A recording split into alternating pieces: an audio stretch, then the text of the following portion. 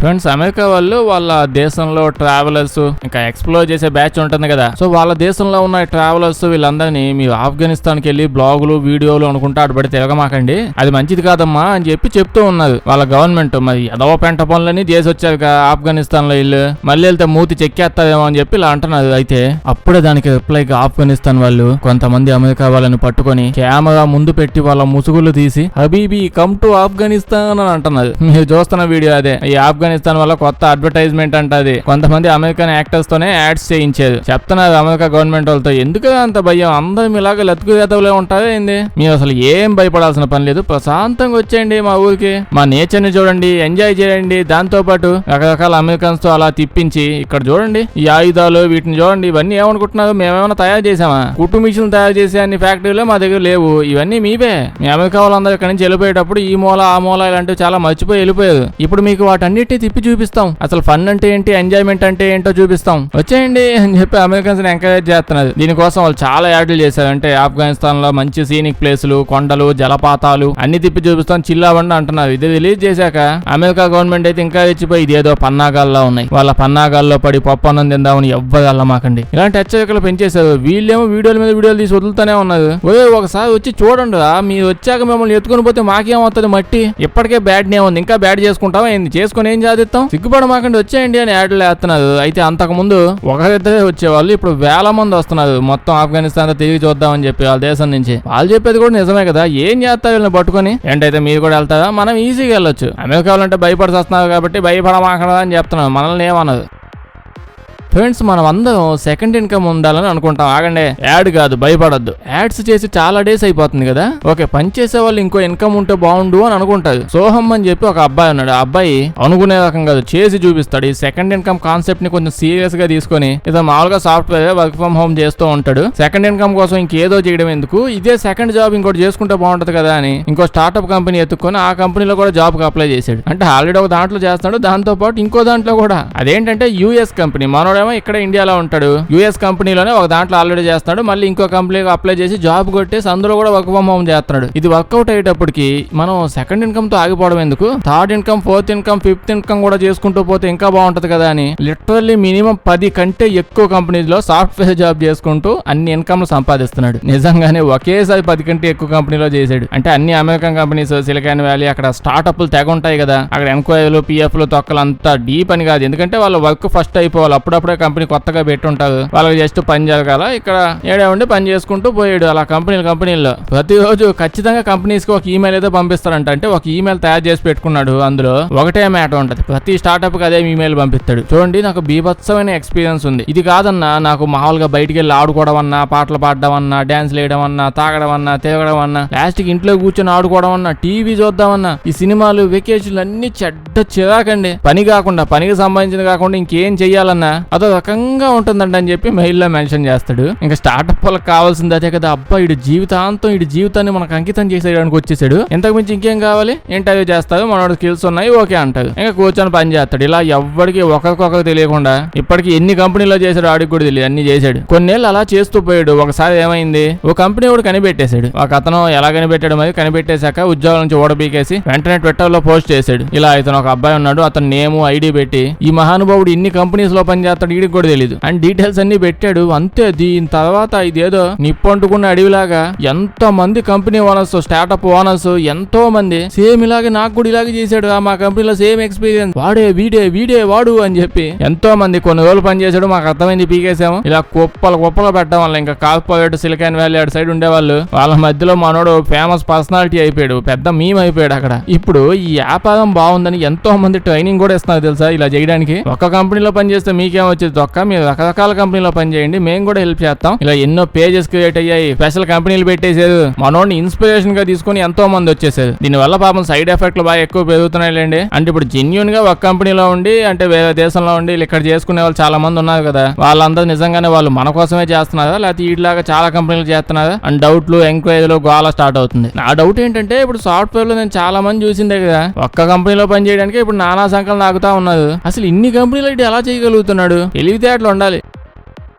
Friends మీరు ఇన్స్టాలోనో ఇంకా shorts లో ఇంకేం చూస్తారు, అందులో ఇలాంటి క్లిప్ చూసుంటది. యాలక్కాయలు తీసుకొచ్చి దడదడ పడేస్తా ఉంటది. కొంతమంది కంప్యూటర్ ముందు అలా కూర్చొని ఏదో చూస్తా ఉంటారు. పల్లీలేస్తూ తింటూ పని చేసుకుంటారు కదా, యాలక్కాయలు ఎందుకు వేస్తున్నారు అని మీకు డౌట్ వచ్చి ఉండొచ్చు. దీనికి ఆన్సర్ అంటే ఆల్మోస్ట్ అందరికి తెలుసు. కానీ ఇంకా ఏదైనా తెలుసుకోవాలని ఉంటది. అక్కడ యాలక్కాయల యొక్క ఆక్షన్ జరుగుతుంది. ది బెస్ట్ యాలక్కాయలు అసలు ఏంటో వీళ్ళే డిసైడ్ చేసేది. ఇక్కడ కూర్చున్న వాళ్ళే. మేము కూడా చేయొచ్చా అంటే మూతి మీద కొడతాది. నిజం చెప్పండి, అసలు మళ్ళీ ఎవరికైనా ఇప్పటిదాకా యాలక్కాయల రకాలు కూడా ఉంటాయని తెలుసా? షాపుకి వెళ్ళామా, ఆ పక్కన అట్టకి 10 రూపాయల యాలక్కాయలు 5 రూపాయల యాలక్కాయలు ప్యాకెట్లు ఏలాడుతూ ఉంటే ఒకటి పేక్కొచ్చాము అంతే. ఇందులో రకాలు ఏంటి, ఒకటే స్మెల్ కదా అంటే అంత సీన్ లేదు. అందులో చాలా రకాలు ఉంటాయంట. దాన్ని అక్కడ పట్టుకున్న వాళ్ళైతే జస్ట్ దాన్ని కలర్ చూసే దాన్ని ఎవడు పండించాడు, ఎందుకు పట్టించాడు, అందులో లోపల ఎన్ని గింజలు ఉన్నాయి అన్ని చెప్పేస్తారు. అంత ఎక్స్పర్ట్స్ ఎన్నో ఏళ్ల నుంచి అక్కడే అందులోనే పనిచేస్తూ ఉన్నోళ్ళు. సో ది బెస్ట్ యాలకల్ని ల్యాబ్ లో టెస్టింగ్ ఏం లేకుండా దాని కలర్ చూసి దాని టేస్ట్ చూసి దాని కలర్ ని చెప్పేస్తారు. క్రికెట్ అంపైరింగ్ చేసినట్టే ఉంటది సిచ్యువేషన్. అక్కడ ఏదన్నా తేడా అయింది అనుకోండి, మేబీ ఇప్పుడు వచ్చిన యాలకల బ్యాచ్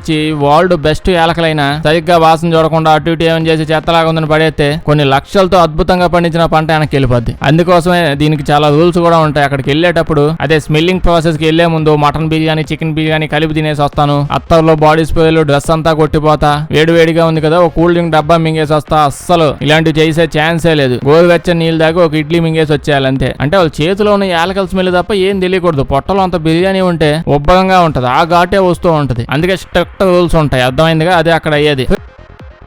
ఫ్రెండ్స్ ఇప్పుడు నేను మీకు కొన్ని శ్మశానాలు చూపించబోతున్నాను. అంటే ఉత్తిగా ఏం కాదులేండి, కొంచెం మ్యాటర్ ఉంది. మీరు ఎప్పుడైనా రష్యాకి వెళ్ళారనుకోండి, ఆ రష్యాలో కొన్ని శ్మశానాల్లో ఇలాంటి చాలా సమాధులు కనిపిస్తాయి. మీకు అనిపించవచ్చు రష్యాకి వెళ్ళి రష్యా పాపల చుట్టూ కాకుండా ఇలా శ్మశానాల చుట్టూ తిరిగే వాళ్ళ కనిపిస్తున్నావా నీకంటే. అంటే పొగపాటున ఎప్పుడైనా అలా వెళ్తే అటు సైడ్ ఎంతసేపు అని తిరుగుతావు, మూతి పగల కొడతావు టెనక పెడితే. సో చల్లగా సాయంత్రం టైంలో అలా శ్మశానాలకు కూడా వెళ్ళండి. వెళ్తే మీకు అద్భుతమైన పెద్ద శ్మశానాలు కనిపిస్తాయి. మీకు ఇక్కడ చూస్తుంటే ఈడెవడో వాళ్ళు లేడో పుతినోళ్ళ మేనమామో అయి ఉంటాడు అని అనిపించవచ్చు. కాదు, వీడు ఒక ఆకు రౌడీగాడు. రష్యాలో మాఫియా వాళ్ళు బ్యాచ్లు అంతా గొడవల బ్యాచ్ పెచ్చగా ఉంటాయి. సినిమాల్లో చూసినట్టే కదా నిజంగా ఉంటది. అయితే ఒకనొక టైంలో ఎవడికో ఈ పిచ్చ స్టార్ట్ అయింది. నేను పోయాక వీడు దరిద్రంగా గబ్బు పనులన్నీ చేసి పోయాడు అని చెప్పి అందరూ అనుకుంటారు. మనం ఏదన్నా చేద్దాం అని చెప్పి వాడు ఇలా పెట్టించుకుందామని ప్లాన్ వేసుకున్నాడు. ఇంకా వీడిని చూసి ప్రతి ఒక్క ఆ టైంలో రష్యాలో ఉన్న గ్యాంగ్స్టర్స్ అందరూ వడ్డీ వ్యాపారాలు చేసే వాళ్ళందరూ చిచ్చు అంటుకుంది. ప్రతి ఒక్కడు అదిగా ఒకటి కట్టుకుని చూడు, అది అంతకంటే అద్భుతంగా ఉండాలి. అలా ఒకటి మించి ఒకడు శిల్పాలు చెక్కించుకున్నాడు. వీడు చూడండి కారుతో పాటు శిల్పం చెక్కించేసుకున్నాడు.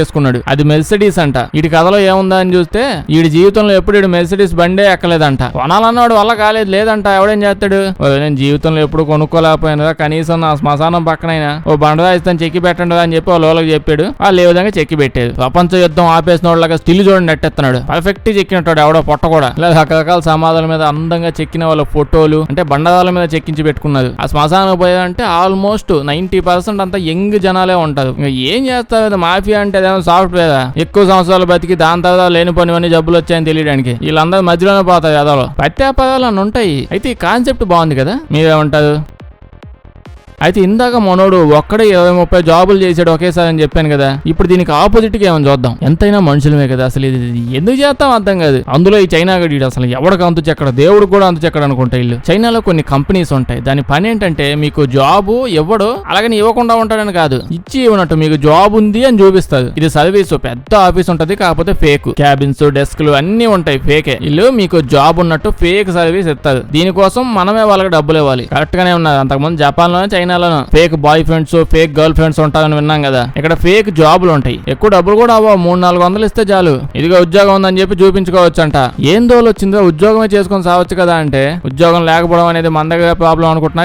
చైనా కూడా సేమ్ సిచ్యువేషనే. అంటే వాళ్ళ జనాభా కూడా మన రేంజ్ లోనే ఉన్నారు కదా ఆల్మోస్ట్. ఏదో మనం కొంచెం మొన్న దాటేసాం కానీ మన అంతే ఉన్నారు అక్కడ కూడా. ఒక ఎంత కాదన్నా వాళ్ళు ఫుల్ గా బాగా డెవలప్ అవుతుంది, కంపెనీలు ఎక్కువ ఉన్నాయన్నా ఇంతమంది జనాలకు ఉద్యోగం ఇవ్వాలంటే కష్టం కదా. ఇంకో పక్క సేమ్ మనలాగే ఇప్పుడు మనం అనుకుంటాం కదా, పదవులే ప్రతిష్టలే పదవులు విలువలు ఆస్తులు. ఈ కాన్సెప్ట్ మన దగ్గర కాదు, చైనా వాళ్ళు కూడా చాలా బేభత్సంగా ఉంటది అక్కడ. కుటుంబ కథ చిత్రాలు, అందులోనే రాబంధువులు లాంటి బంధువులు. ఓకే, బంధువులు బ్యాచ్ ప్రపంచంలో ఎక్కడ పోయినా ఉంటారు కదా. రాబంధువులు లాంటి బంధువుల నుంచి తప్పించుకోవడానికి యూత్ అంతా ప్రిఫర్ చేస్తుంది అక్కడ. చదువుకున్నాక ఇంటికి వెళ్తే చాలు, ఉద్యోగం లేదని బంధువులు నస. ఈ పనికి మాలను నస తట్టుకునే కంటే ఉద్యోగం ఉందని చెప్పి ఒక వీడియో చూపిస్తే మూసుకు కూర్చుంటది అని దీన్ని ఎక్కువ ప్రిఫర్ చేస్తున్నారు. ఏమవుతుంది ఇలా చేస్తా అంటే మెయిన్లీ స్ట్రెస్ ఏనండి. స్ట్రెస్ తగ్గించుకోవచ్చు కదా వాళ్ళ గోల్ లేకుండా. మీరేమంటది, బిజినెస్ ఇండియాలో పెడితే పని చేసిద్దంటారా?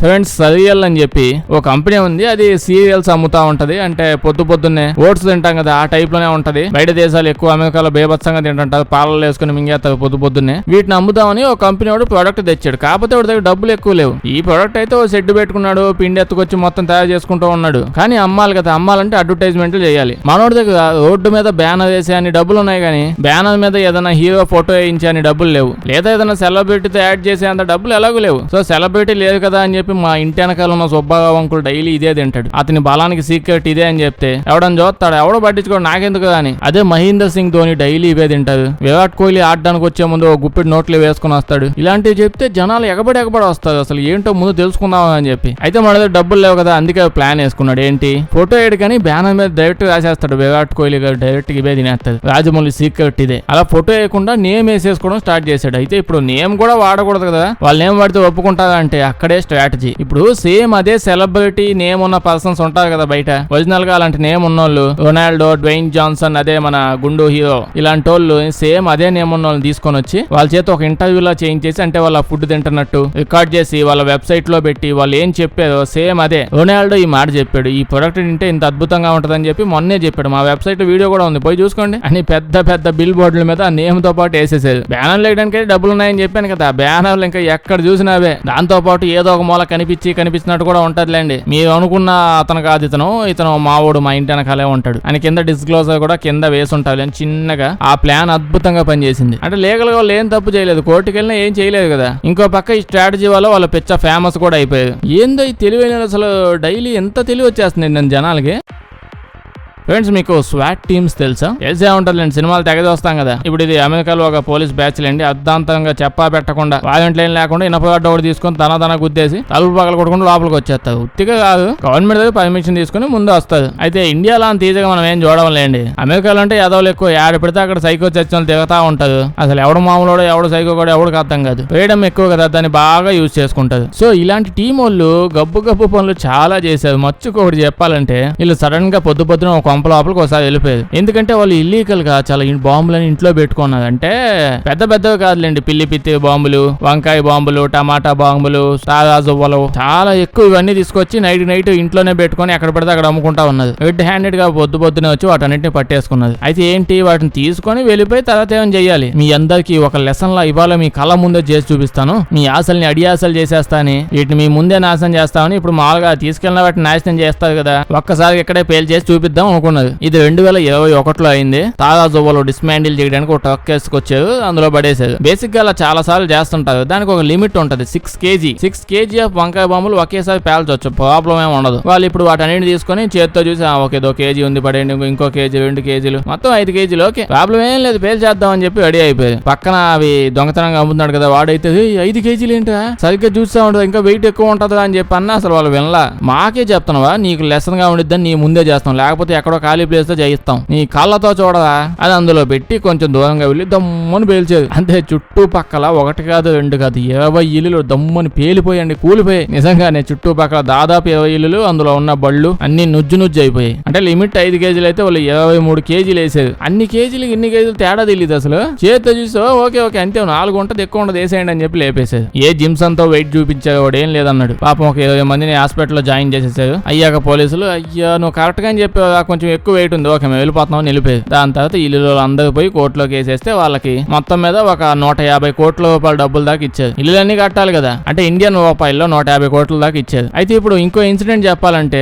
ఈ మధ్య కాలంలో వీళ్ళ కొన్ని స్టేట్స్ లో బ్యాన్ చేసేసారు వీళ్ళని. ఎవడు పెడితే అలా ఇంట్లో వచ్చేసి ఎంత పోలీస్ అయినా పగలగొట్టుకుంటే అలా ఆడకూడదు అని చెప్పి. మీకు డౌట్ కావచ్చు, ఇప్పుడు లోపల పెద్ద క్రిమినల్స్ వాళ్ళు ఉంటేనే కదా వీళ్ళు ఇలా చేసేది, చిన్న వాటికి చేయరు కదా. దగ్గర పోయి తలుపు కొట్టి పోలీసు వచ్చాం లోపలికి వస్తాం ఎత్తకపోతాం అని చెప్తే వాళ్ళు ఉంటారా, వెళ్ళిపోతారు కదా అని. అంటే ఇక్కడ వాళ్ళకి ఇంకో ప్రాబ్లం వచ్చింది. ఏంటి, వీళ్ళ ప్రాసెస్ ఎలా అయిందంటే, పెద్ద కడ్డీ ఎత్తకొచ్చి తలుపు పగలగొట్టేసి లోపలికి వచ్చేసి వాళ్ళు ఎత్తుక్కుంటూ ఉంటారు. ఇప్పుడు లోపల ఉన్న వాళ్ళు వారంటీ అది ఆగండి అది ఇదన్నా వీళ్ళు సమాధానం వీళ్ళకి చెప్పాల్సిన పనే లేదు, వాళ్ళు నచ్చింది చేసుకోవచ్చు. ఇప్పటికే వీళ్ళు చాలా సార్లు రాంగ్ అడ్రస్లకు వెళ్ళి కొంతమంది చంపేసేది కూడా ఇంకెవరో అనుకోని. అది కూడా ఓకే, కానీ ఉండే కొద్ది ఏమైంది, దొంగలు ఉన్నారు కదా, దొంగలు వాళ్ళు సేమ్ ఇలాంటి కాస్ట్యూమ్లు, పోలీసులు ఈ టీం ఉంటదిగా వాళ్ళలాంటి కాస్ట్యూమ్లు కొనుక్కొని పెద్ద ఇనపవాటు కొనుక్కొని ఎవడి ఇంట్లో పెడితే వాళ్ళ ఇంట్లోకి దమాదమా దూరిపోయి మేము మేము పోలీసులు స్పెషల్ టీం అడ్డుపడ్డా అంటే నేను జైలు వేసేస్తామని చెప్పి బెదిరించి వాళ్ళందరినీ మూల కట్టిపడేసి రకరకాల దొంగతనాలు చేసి వెళ్ళిపోతున్నారు. నిజంగానే ఇలాంటి కేసులు తెగ జరుగుతున్నాయి వాళ్ళ దగ్గర. వేరే వాళ్ళనైతే ఆపొచ్చు అంటే, కానీ వాళ్ళు పోలీసులు కదా, పోలీసులు వచ్చినప్పుడు ఆపకూడదు, నిజంగానే కేసు అవుద్ది. ఒకవేళ నిజంగా వీళ్ళు వచ్చి గబ్బు పని ఏమైనా చేశారనుకోండి, అంటే కాల్ చేయడం వేరే వాళ్ళని అలాంటివి ఏం చేస్తే గవర్నమెంట్ మంచిగా డబ్బులు ఎత్తుంది చాలా. కానీ దొంగలు ఎక్కువగా ఈ ఫీచర్ ని యూజ్ చేసుకుంటున్నారని 2017 లో అయితే ఒకడు ఇద్దరు ఫ్రెండ్స్ ఉన్నారులేండి, పబ్జీలో వాళ్ళ ఫ్రెండ్ వాడికంటే ముందు వెళ్ళిపోయాడని చెప్పి ఒక ఇద్దరు ఫ్రెండ్స్ కొంతమంది గోండాలని హైర్ చేసుకుని కావాలని వాళ్ళ ఇంట్లోకి స్పెషల్ టీం అని చెప్పి బెదిరించి లోపల దూరించి గోలగోలు చేయించారు. ఎత్తపోయి జైల్లో పడేసారులేండి ఆ పిల్లల్ని. గేమర్స్ వాళ్ళిద్దరు కనీసం 4 ఏళ్ళు శిక్ష పడింది. సో ఈ ఫీచర్ ని ఒరిజినల్ గా స్పెషల్ టీం వాళ్ళు ఎంత వాడుకుంటున్నారో తెలియదు, కానీ మామూలు దొంగతనాలు చేసే వాళ్ళు తెగ వాడుకుంటున్నారు. దీని గురించి మీరు ఏమంటారు కామెంట్స్ చెప్పండి. నచ్చుంటే లైక్ చేయడం మర్చిపోకండి. ఇలాంటి వీడియోస్ ఇంకా కావాలంటే మా ఛానల్ చెక్ చేసి చూడండి, అలాగే సబ్స్క్రైబ్ చేసేయండి.